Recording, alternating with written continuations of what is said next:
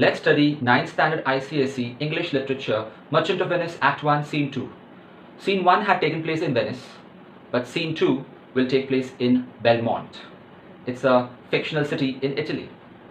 The scene starts with Portia looking worried. Portia is a rich heiress in Belmont. She's worried because on his deathbed, Portia's father had devised a plan about Portia's marriage. Now, according to that strategy, Portia cannot choose her own husband. There were 3 caskets, gold, lead, and silver. From all over the world, suitors would come to win Portia's hand, but they had to choose the correct casket.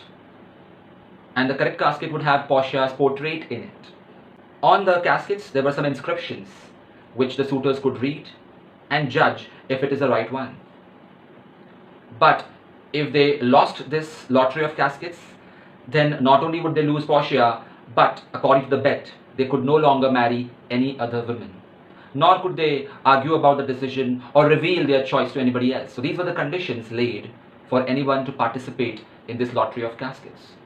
But Portia was worried that what if some wrong, unworthy person chose the right casket? She wouldn't be happy with him. But she was bound by her father's will that she will have to marry the person who won the lottery of caskets. She had no right to reject it. And she was a very loyal daughter. She wanted to fulfill her father's wish. So she was in a dilemma. And it seems that she already liked Bassanio and wanted to marry him. But now she had no choice of her own. Nerissa, her maid-in-waiting as well as a friend, consoled her, stating that there must be some logic behind this lottery of caskets. Since Portia's father was a very religious person, he must have had some good ideas while creating this strategy. Then Nerissa asked her if she liked any of the suitors which had arrived to woo her. Portia did not like any of them, and she mocked each one of them one by one, revealing her dislike for them. So there were 6 suitors. The first one was a Neapolitan prince, that is a prince from Naples, a city in Italy. Portia commented about him that he was obsessed with horses. All he could talk about was his abilities to shoe a horse or to ride horses. Portia disliked this because she had no interest to such an extent in horses. The second suitor was Count Palatine. He was from West Germany. Now, Count is one of the titles given to noble people. So the noble people, that is the aristocrats, had various titles like counts, barons, dukes, etc. Now, the problem with Count Palatine was he was a very melancholic person. He used to frown a lot. He had no confidence. So Portia disliked him. The third suitor was Monsieur Le Bon. As the name suggests, he was from France. By the way, Le Bon means the good, so perhaps he's being called this sarcastically.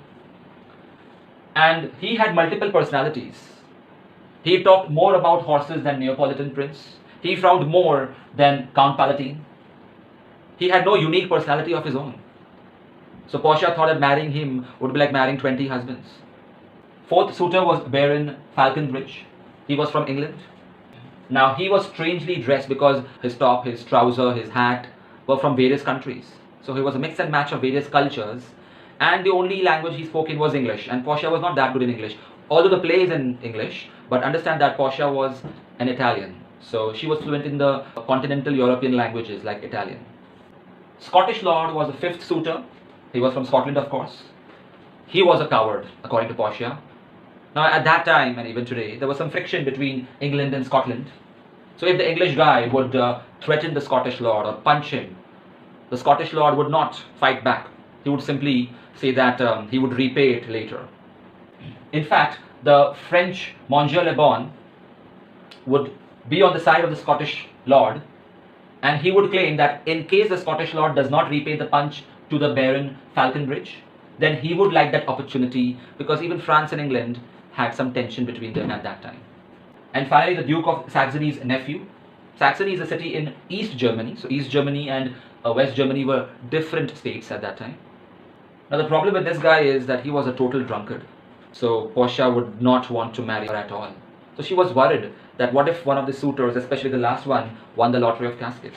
She jokingly said that perhaps Nerissa should keep a glass of wine on the wrong casket, which would tempt the Duke of Saxony to choose that casket, and she would be saved. Well, Nerissa told Portia that there was no need to worry because all six of them had refused to participate. When they heard the rules that they won't be able to marry anyone else if they lose in the lottery of caskets, they decided not to participate. They wanted to know if Portia was willing to choose her husband in some other manner. But Portia had a strong determination that she would marry only according to the lottery of caskets devised by her father. Even if that means that she would remain a virgin for a very long time, she was okay with that. And finally, Nerissa reminded Portia about Bassanio, whom she had met some time ago. And through Portia's reaction, we come to know that Portia also has love in her heart for Bassanio. And finally, there is news that another suitor has arrived.